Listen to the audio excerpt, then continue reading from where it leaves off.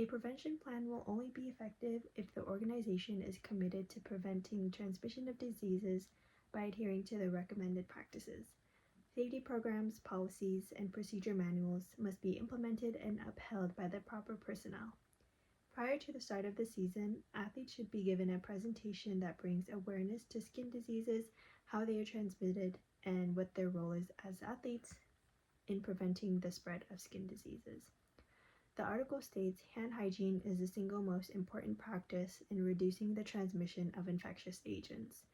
Posting visuals of the correct hand washing technique in restrooms can be used to ensure that athletes are reminded of reducing the spread of skin diseases. Visuals promoting the prevention can also be posted throughout the locker rooms and training room. Athletes should be educated on the importance of showering with antimicrobial soap and water after each practice and game. They should also refrain from cosmetic body shaving to decrease the colonization of bacteria and defend against the transmission of infectious agents. They should also refrain from sharing personal items such as bar soap, equipment, towels, etc., and practice daily laundry routines to disinfect their towels, clothing, and equipment. The custodial staff, coaches, administration, and athletes should be educated on maintaining a clean environment from the training room, locker rooms, and athletic venues. They should be informed of frequently touched surfaces that should be cleaned based on the proposed cleaning schedule. To prepare for the budget needed for cleaning supplies, they must also be informed of the Environmental Protection Agency's registered disinfectant or detergent products needed to be used and their recommended dilutions. For fungal infections, topical treatments should be used for patients with localized cases or if they are in non-contact sports. This is usually required throughout the course of the season or at least 2 weeks in the off-season. Systemic antifungals should be used for widespread, inflammatory, or difficult to treat cases, with treatment lasting from 2 to 4 weeks.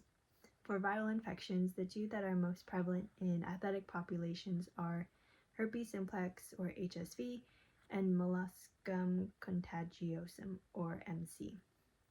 HSV is typically treated with antiviral drugs such as acyclovir or valacyclovir.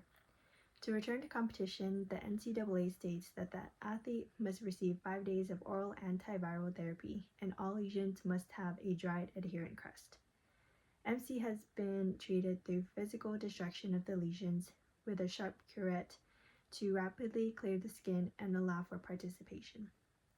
While this is the most efficient approach, there is no standard effective therapy to treat MC. To return to competition, the lesions must be curetted or removed. However, if the lesion is localized or solitary, it may be covered with a gas-permeable dressing with stretch tape. For bacterial infections such as impetigo, it's typically treated with topical antibiotics. For folliculitis, furuncles, and carbuncles, treatment typically involves antibiotics and drainage.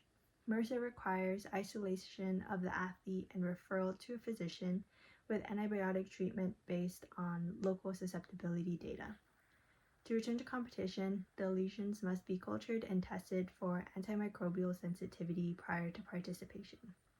For all bacterial infections, return to competition requires the athlete to complete 72 hours of antibiotic therapy with no further drainage and no new lesions for 48 hours. Athletes are also not allowed to cover any active lesions for participation. There are 3 elements that are required for the transmission of infectious agents: the source, a host, and a mode of transmission.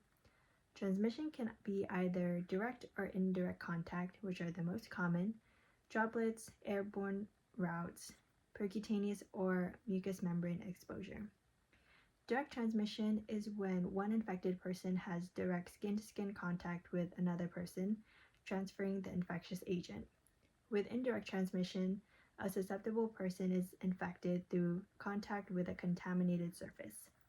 For droplet transmission, infected droplets from sneezing, coughing, or talking and contact with the eyes, nose, or mouth of a host. Airborne transmission occurs when residue from evaporated droplets or dust particles are inhaled by a susceptible host.